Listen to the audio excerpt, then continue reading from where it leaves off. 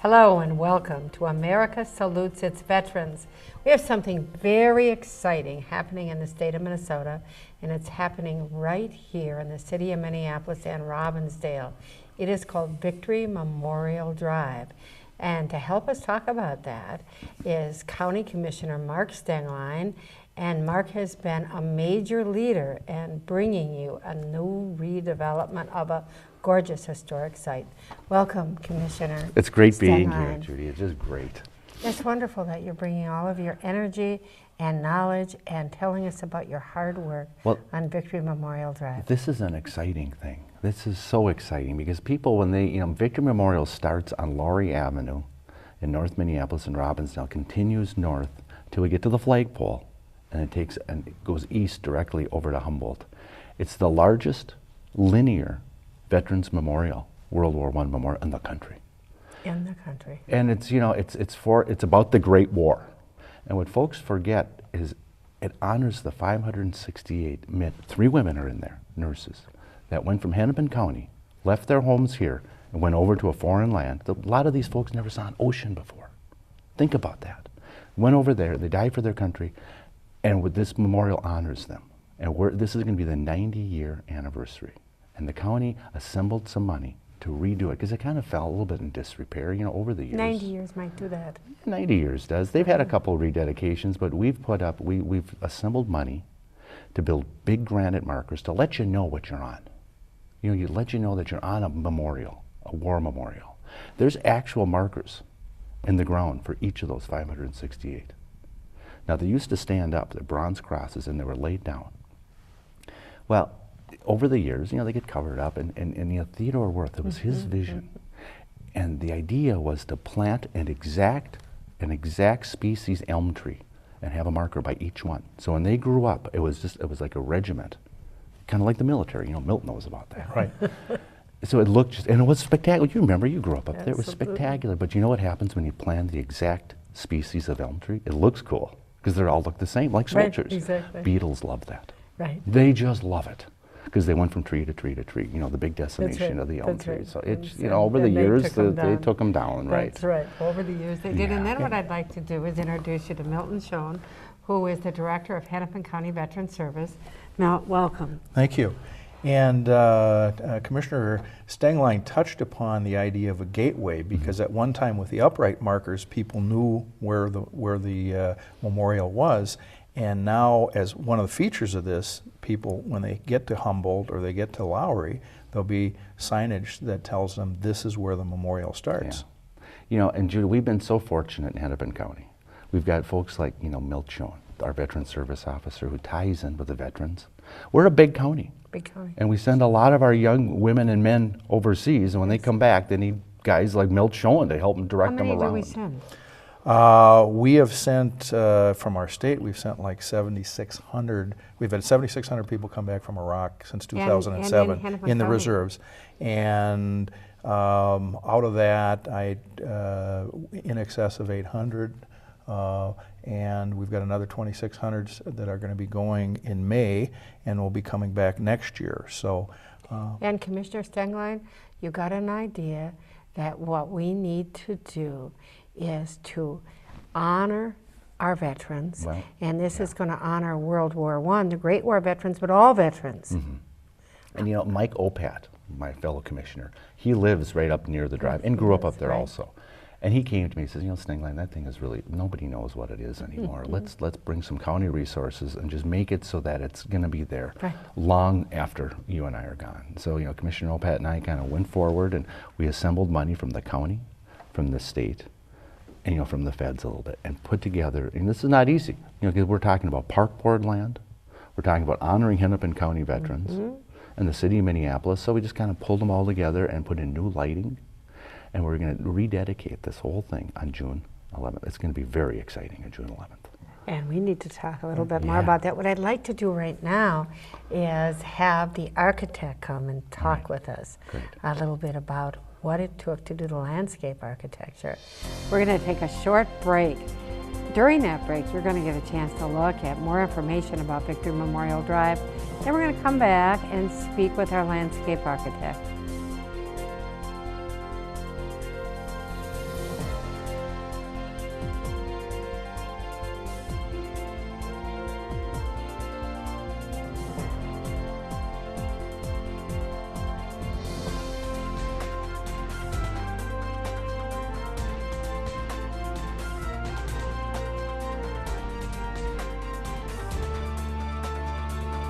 And we are now joined by Jason Ani, and Jason is the architect that has done Victory Memorial Drive. He's the landscape architect, and he says a lot to you about the design through landscaping. And welcome, Jason Ani. Thank you. to Nice to meet you. Nice to meet you. America Serves Its Veterans. How fun was Victory Memorial Drive for you? And what is the importance? And tell us about how it all began. Well, I can tell you for a firm and for an individual, it was the most important public project that I've ever worked on by far, just because of the significance of the memorial in both the Minneapolis Parkway system and as its celebration of the lives of the soldiers of World War I.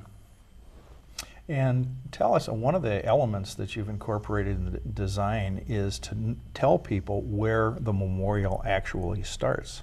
Yes, this is a little bit different in the Parkway system in that it is an actual 3-mile long memorial. And it has 568 markers that in the 1950s were turned down because of vandalism. They are both Stars of David and crosses to designate each soldier on the Parkway. But this is a different slice in the Parkway in that we wanted to incorporate gateways to make it significantly known that you were entering a war memorial on each side, both on Lowry on the south and on Freeman on the north. Tell us specifically where it is. This is on the border of Robbinsdale and North Minneapolis. There's a segment that starts at Lowry and runs about 1.5 miles north to south, and then 1.5 miles east to west. And the big opening again is going to take place June 11th, 2011, which is the 90th anniversary of the original opening.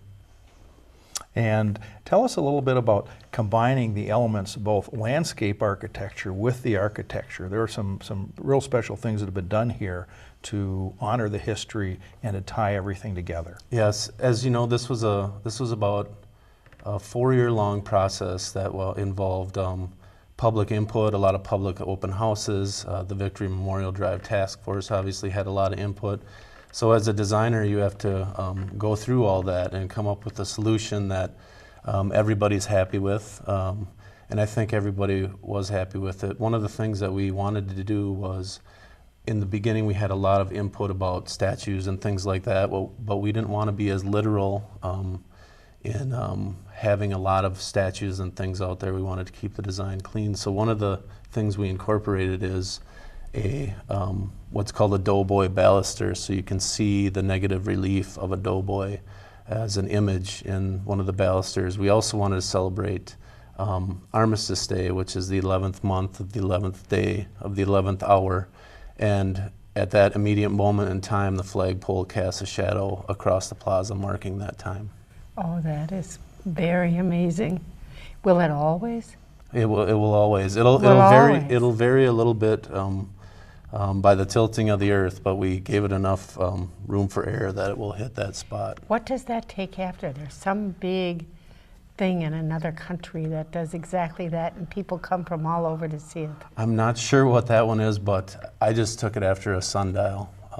That flagpole was going to hit that specific moment in time. So we actually went out there with a survey crew and surveyed it for 2 years in a row so we could get the exact mark. And they've added seating around the flagpole, which did not exist previously. Yes, we opened up the flagpole area a little bit to accommodate larger gatherings. One of the things is that this flagpole area has changed over time. The first design, originally was planned a large obelisk, about a 200-foot tall obelisk in the original plans. And I'm sure through time there wasn't money to do that. And then it changed. The first flagpole was actually a wooden flagpole, and then it was a bronze flagpole with a brick base. And then in the 50s it changed to a granite flagpole, or a granite flag base with some walls around it. And then we kept with the granite but opened the design up a little bit to serve some of the programmatic needs of the park today. More people gather there, there's concerts there, things like that, so we wanted to open it up quite a bit. What were some of the challenges? Were the trees a challenge? The trees were a challenge. Because you had the old trees. Yep, we had the old trees, and in the plaza area, we added in all new trees. There was some crab apples there that people were very attached to. We added in new crab apples. Those crabs were at about the end of their life. And during the design process, we also studied the other trees on the 3.5 mile stretch, because those probably are the most significant trees because they march in order. There's over 1,100 trees. And at the specific point in time, they're all planted at one time.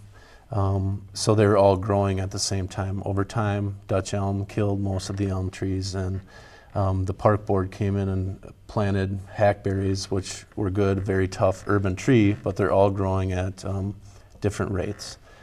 So we looked at how we could replace those, and we looked at some different strategies, and through the design process, we found out there's a lot more studying to be done, and probably be looking at different strategies to replace some of the trees in the future. And So your challenge was to weave the past into the present and to accommodate the fact that when you've got vegetation and trees that you can't capture the original vision, so you have to be able to do what you can to tie in into that historical vision. Correct, and I think getting the trees back on grid is a very important thing, even though they're not growing all at the same rate.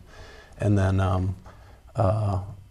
also just taking care of the trees through time, and making sure they're all growing and being replaced on a frequent schedule. And in the second we have left, what is the most important thing for our viewers to know when they come to view this beautiful design? The most important thing to me, and I think to our firm and a lot of people, would be to remember the people who sacrificed their lives for World War I. Again? Our firm is LHB. We're a multidisciplinary design firm out of Duluth and Minneapolis.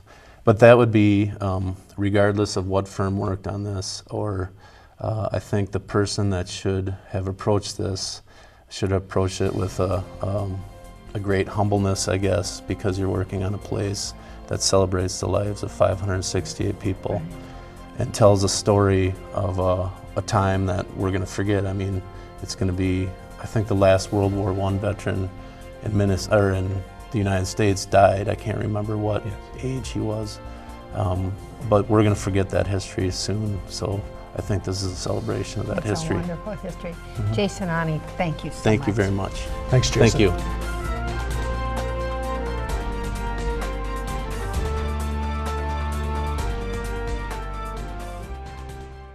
We're joined again by Commissioner Mark Stenglein and Judy Correo to discuss Victory Memorial Drive. One of the ways we honor our veterans is by making sure that they get the benefits and they can succeed when they return. And that happened after World War I. And another piece is remembering their sacrifices. And that really is what this is about. We've got people making sacrifices today as they did 90 years ago. Well, you know, Mel, and I think part of our celebration on June 11th, it's important to remember the veterans, particularly the ones from World War I, the Great War, but today's veterans, and this is going to be another opportunity to assemble. You know, I know the county will have, you know, a booth there that'll have veteran services, to let these guys and women know, you know, that these services are available. June 11th is going to be an exciting day. What will that day be like? We're going to have flyovers. There's actually a 5K run that's going to run by there.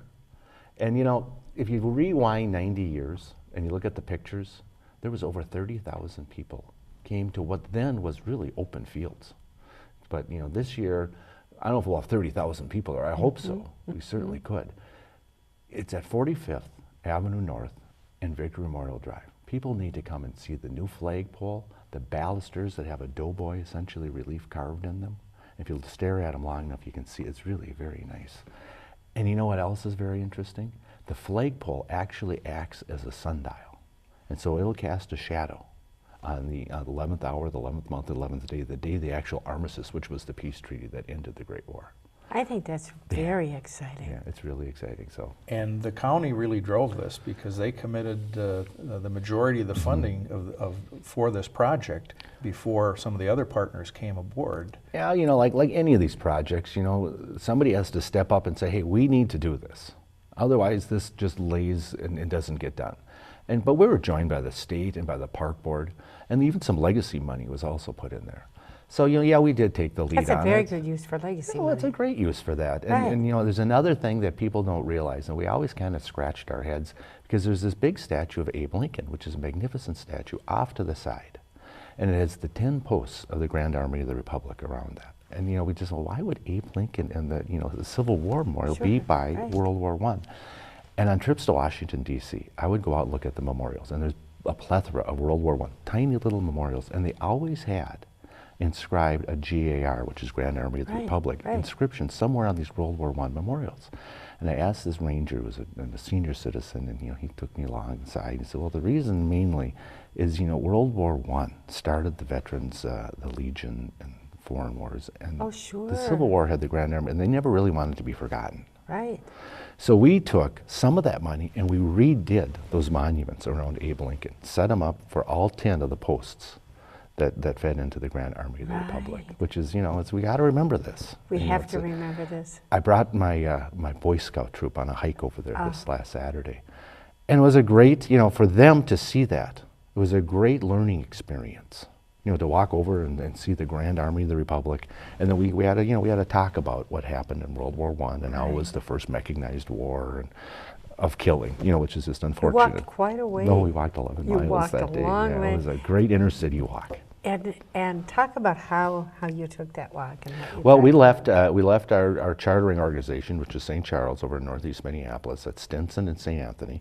Took the Parkway trails over by right by Columbia Golf Course, along the river, up over the railroad tracks in this huge, massive railroad yard, crossed over Camden Bridge, went through Camden, got onto Weber Parkway there, and then got onto Victory Memorial. Saw the first entry marker, which is a big granite marker marking Victory Memorial Drive, and then made it to the flagpole. And that's where we had our lunch, and we had a little interpretation talk of what happened in World War I, and then the Grand Army of the Republic, and then made our way back. It was a And great these- walk.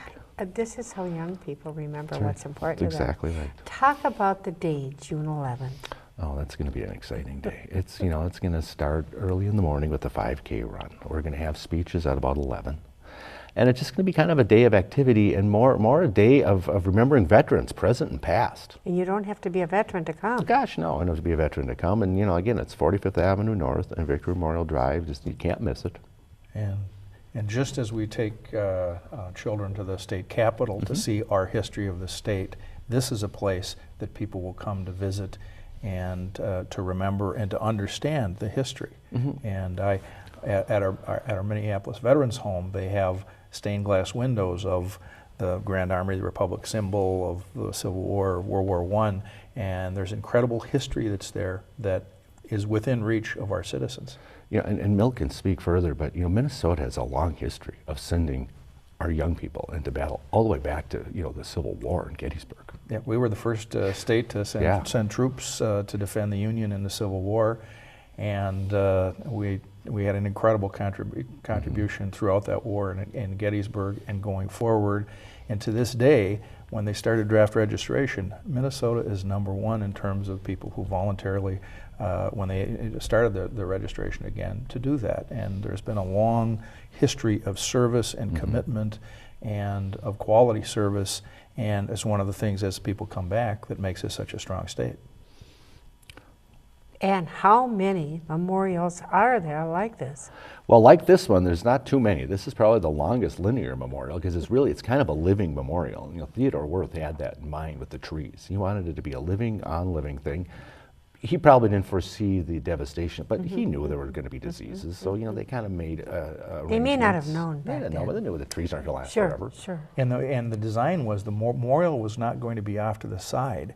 We have got a parkway system where you can go across the entire city, and this was right in the heart of it. And it was designed so that most of our citizens, just in going around that parkway, would see this Right. memorial. See, in Minneapolis, I don't know if the folks realize, we have a grand round system that they envisioned, which is really one of a kind in the country. And this is part of that in North Minneapolis. Part of the grand rounds, you come upon the Victory Memorial part, and you just, it's really an interpretation. And now people will see it and understand what it is. and talk again about June 11th and where we can park and the time it I think that, starts. there'll be plenty of parking up there, and Mel, you may want to talk about some of the veteran services and some of the things that'll be up there. Our staff will be there to help veterans that day. We're going to have the National Guard there. We're going to have veterans organizations. We're going to have a cross-section of the community, and that's what's going to make this day so special, is that we'll have both the past and the present. And we're hoping that today's school children will remember it, just as I sang. Our school, when I was in grade school, we sang "Happy Birthday" to a World War I veteran, and we got connected to a World War I veteran, a Civil War veteran, and that is something that our kids here will be able to participate in. Are you going to be able to, your staff is going to be there, are you going to be able to have folks that are watching the show right now call your office and get information about the times that they should be there and be able to answer the phones to give any information to our viewers? Yes, they can. They can call 612-348-3300, and we will give more information about the event and that's coming up June 11th, and purposefully done after Memorial Day so that we didn't conflict with those commemorations that occur, and it's in keeping with the historical precedent of the original date. Mm-hmm. And Judy, I think with the most common statement you're going to hear from folks coming from around the regions, I never realized this was here.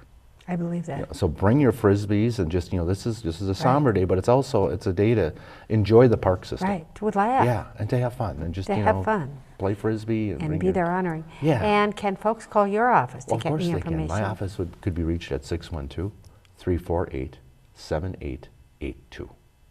And what does this mean to the veterans in Hennepin County and Yeah. the state of Minnesota? It means that we're not forgetting the past. There's always that element in your mind of you go away, you give up years of your life to try and make the community better and to preserve our freedoms. And will it be remembered? Will it be forgotten? And we're saying that for these people who gave so much, that we're not forgetting their sacrifice, that it's going to be part of our history going forward. And that is a very important statement for us to make about our values. Should Korean vets and Vietnam vets and Afghani, Iraqi vets, should all the vets feel particularly welcome here? Absolutely. All are welcome. Yeah. They are all welcome. They will all be honored. And their families? And their families. We see it over time that the generations pass, and in a generation, the Vietnam vets will be like the World War II vets that are passing from the scene, and you need to remember what was done and what contributions they made, so that we don't forget that history, and we honor what these individuals did. Have you got it? What kinds of input from the community have you had on this? Oh, we've had some great input. People are just saying, wow, never realized that was there. And it's there. And they're so excited that they were doing this, because the new lighting, the new marble, or the new granite markers, then they're going to be there forever. They're going to be there long after I'm gone. So, Judy, destination, June 11th, 2011, Victory Memorial Drive. That's where it's Absolutely. going to be happening. And take just a few seconds that we have left and talk a little bit about your County Commissioner District. Oh, my district is an interesting one. It starts in St. Anthony Village, where I grew up, and I have the honor of representing St. Anthony, all of northeast Minneapolis, most of the north side, all the way up to Weber Parkway, and then it goes into Golden Valley, and then I have over a third of Plymouth. So That's it goes, just an amazing district. it goes right kind of through the center of the county. County Commissioner Districts are big districts. Well, we were up over 160,000 people. Right, they're 2.5 Yeah. Senate districts, but talk a bit about what the duties, what your scope of interest is.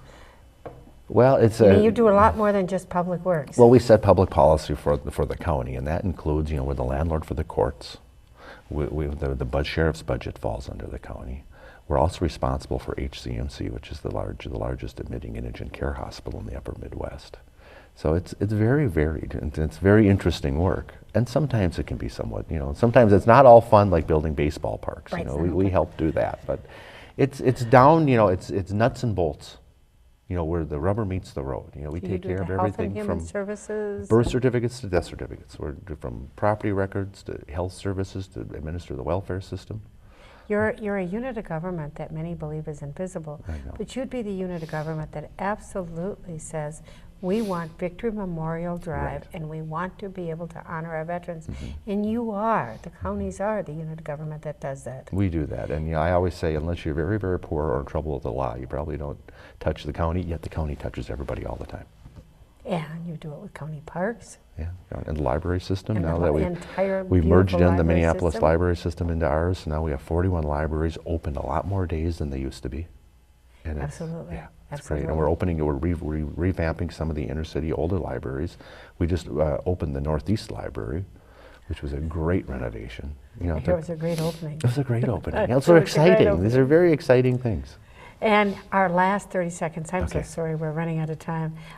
Tell our viewers what you would like them to know in the last 30 seconds. I just want them to know that June 11th, try to make it up there. Make it up there. That's, you know, that's a destination you're going to enjoy the day.